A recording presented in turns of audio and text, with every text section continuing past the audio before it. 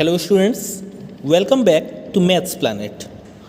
Today we are going to solve exercise 1.4 as you can see on your screen of class 7th.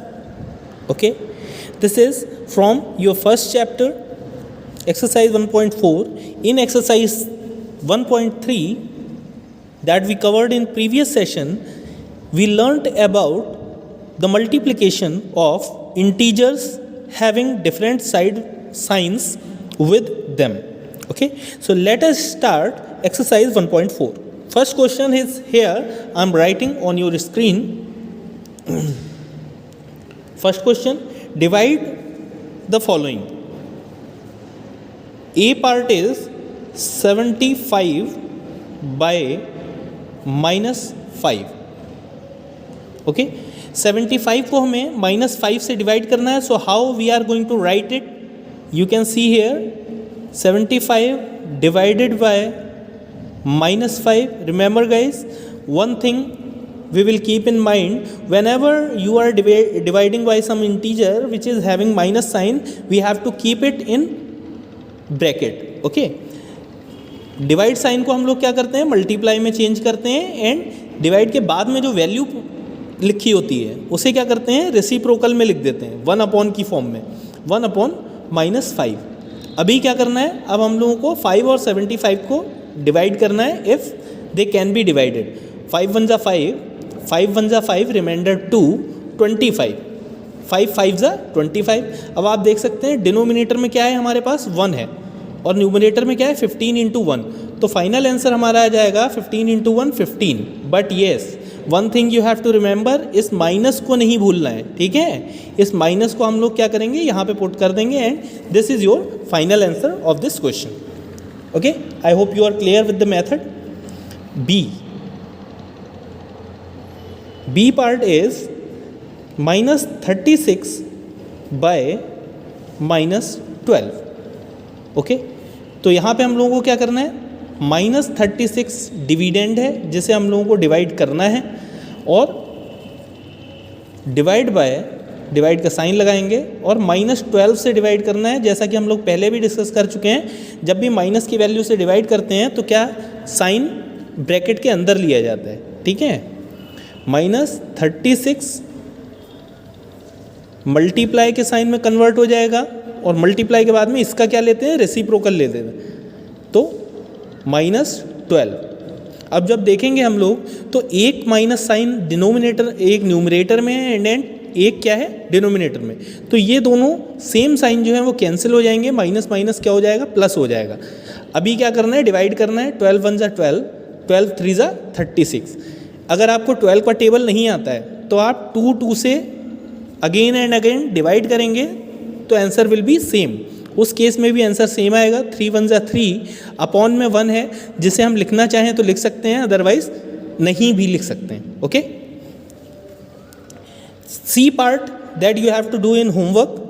Now I am discussing here D part. C part is 34 have to be divided by -17. Okay, 0 को fourth part में किससे divide करना है, -98 से. और हम लोगों को वैसे तो जनरली पता ही है कि 0 को जब भी किसी नंबर से डिवाइड करते हैं तो हम लोग इसे क्या लिख सकते हैं, 0/19. और अपॉन में कोई भी नंबर हो, सॉरी आपकी बुक में जो है वो 19 के प्लेस पे 98 है. ठीक है, तो आप इसे 98 कर सकते हैं, बट कोई भी नंबर हो अगर आप 0 से डिवाइड कर रहे हैं then answer will be 0 itself. Okay, this is the first question of your book. We are talking about Viva publication. We are discussing the questions of Viva publication of class 7th. Okay, now come to second question. Fill in the blank. Fill up. Okay, fill up में जो भी division का rule है उसी के according हम लोगों को क्या करना है, इसके फिलअप्स को फिल करना है. ओके, तो फर्स्ट पार्ट देखते हैं, इसका क्या है, 45 divided by dash equal to -5. Sorry, -5 इस तरह से लिख देंगे. तो 45 को पहली बात तो हम लोग एक काम करते हैं, जब भी साइन डिसाइड करना होता है, ठीक है, तो या तो न्यूमरेटर में माइनस होगा या डिनोमिनेटर में माइनस होगा, रिजल्ट में तभी माइनस आ सकता है, ठीक है। अगर न्यूमरेटर में माइनस नहीं है तो डेफिनेटली डिनोमिनेटर में क्या होगा, माइनस होगा। One thing you have to remember, अगर दोनों जगह माइनस है तो आंसर में माइनस नहीं आएगा। इसका मतलब क्या हुआ, किसी एक जगह पे माइनस है तो हम लोगों ने माइनस का साइन लगा दिया। अब वैल्यू की बात कर लेते हैं। 45 को किस नंबर से डिवाइड करने पे हम लोगों को 5 मिलता है, 9 से डिवाइड करने पे। 9 5 जा 45 होता है ना, तो इसलिए क्या हो जाएगा ये हम लोगों का इस तरह से आंसर आ जाएगा। If you are not able to understand this direct concept, then one thing you can do, क्या करना है, इसे अगर सॉल्व करना है आपको तो देखिए क्या करना है। 45 डिवाइडेड बाय जो ब्लैंक है उसके प्लेस पे क्या ले लेते हैं, x ले लेते हैं, यहाँ पे -5 लिखा रहने देते हैं, ठीक। 45 को ऐसे ही रहने देंगे, डिवाइड मल्टीप्लाई में कन्वर्ट होगा और x का रेसिप्रोकल यहाँ पे नोट हो जाएगा, ओके।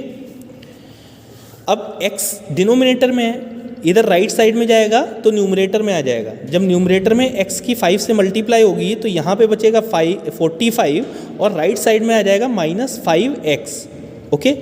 अब आप देख सकते हैं कि -5 जो है वो x के साथ में मल्टीप्लाई में है, जब हम लेफ्ट साइड में ले जाएंगे तो ये डिवाइड में आ जाएगा, ठीक है। 45 डिवाइडेड बाय -5, तो x की वैल्यू देखिए क्या आती है, 5 9 जा, x की वैल्यू यहाँ से क्या आ गई है, -9।